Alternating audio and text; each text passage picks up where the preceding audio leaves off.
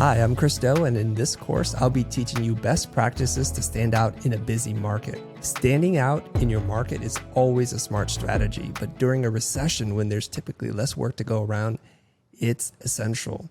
When running my former agency Blind, we survived multiple recessions and ultimately achieved over $80 million in billings. I know, working with many of the biggest brands in the world.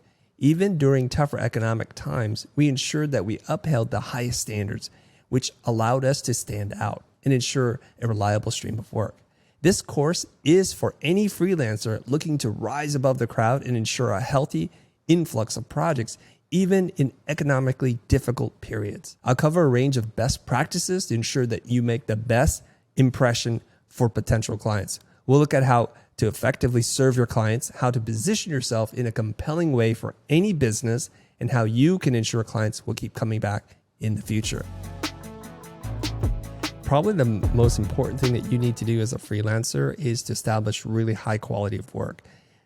What we do is we make a snap judgment as to whether somebody is worth it, somebody is experienced, and if it's somebody we can trust with our money from the client's perspective.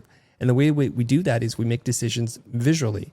So whatever you can do to package your work in the highest possible way, highest quality, the best mock-ups, the best lighting, it communicates on an emotional level to the client that this is expensive and this person knows what they're doing. So one tendency that people tend to make is they will show a lot of work because they want to show a breadth of work.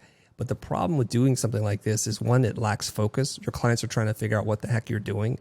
But two, not all the work is at the same level of quality. And so for me, it's best just to put together 3 to 5 of your best work and put all your energy and love into making those amazing case studies, to include multiple angles, to include different applications, and to write about your creative process. Oftentimes, clients will look at something that's really finished and think, oh, this is wonderful, but they have no insight into how you created this work. So it's quite helpful to show something being broken down in parts and pieces. This is the logo. These are the colors. This is the typography for the package or the website design that you're building. And so in doing so, you make a small project look more comprehensive, more thought out, and therefore increasing the perception of the value of what you're doing. So in summary there, it's better to show fewer high quality pieces of work than to show a lot of work that doesn't stand up to that same metric of quality.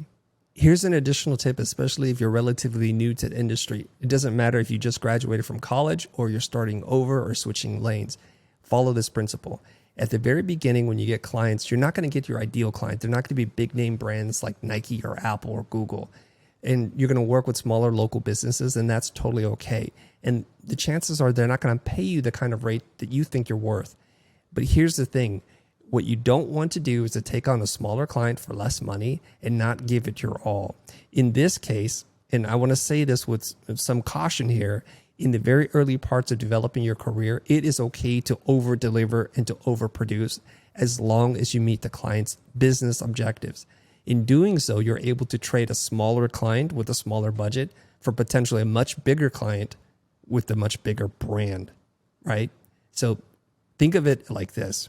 The idea is you can take a small project and you can trade up, but the only way you can trade up is if you put all of your heart and soul and energy into building the very best that you're capable of doing. So when I was still running Blind many years ago, there were projects that I wanted to get access to, but our portfolio simply did not demonstrate that capability.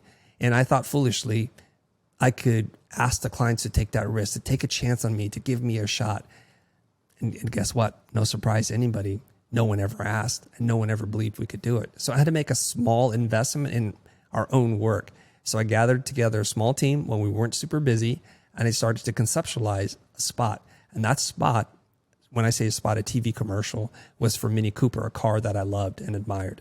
And so we would do the exact same process we would for any client. We would write a script, create storyboards, and do look frames. And from that, we're able to build a 3D animation, a full 30-second spot with live action for a very small budget because we were able to put our sweat equity, our talent, and our ideas into play.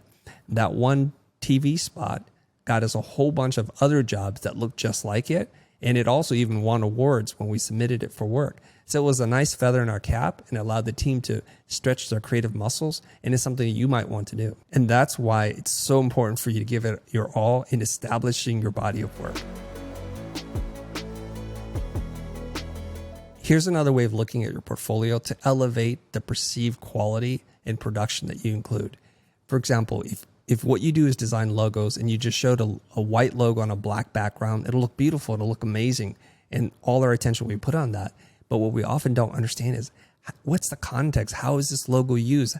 How does it extend? Does it have legs? That's an industry term. Like, what else can it be used for? So if you take a simple logo and you combine it with a texture and a color palette and you start to build out a system, this will help you transform from being a logo designer to an identity designer to a brand designer.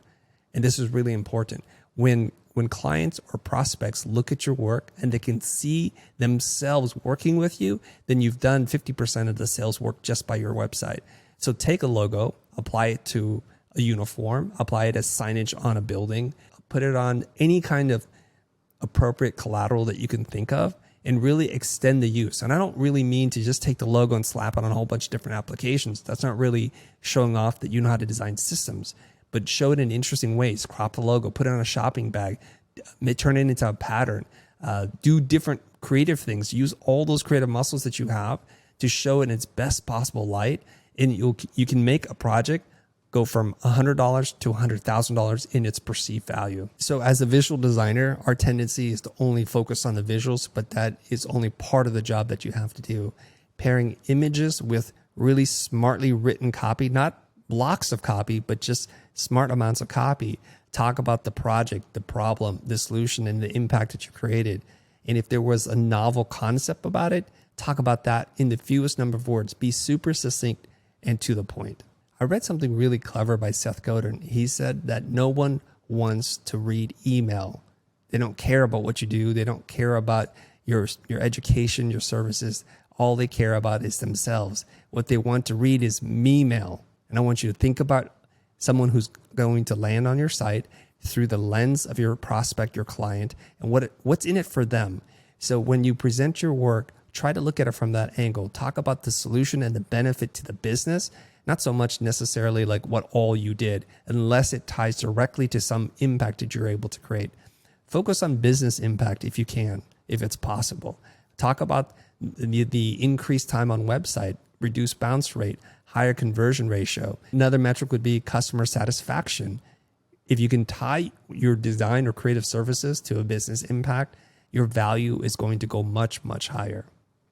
I know what I say sounds pretty obvious, but you'd be shocked and surprised to see as many websites that I've seen from designers who ignore these obvious things. What they do is they tend to focus too much on themselves and they don't present their work in a compelling way. They don't speak to business goals.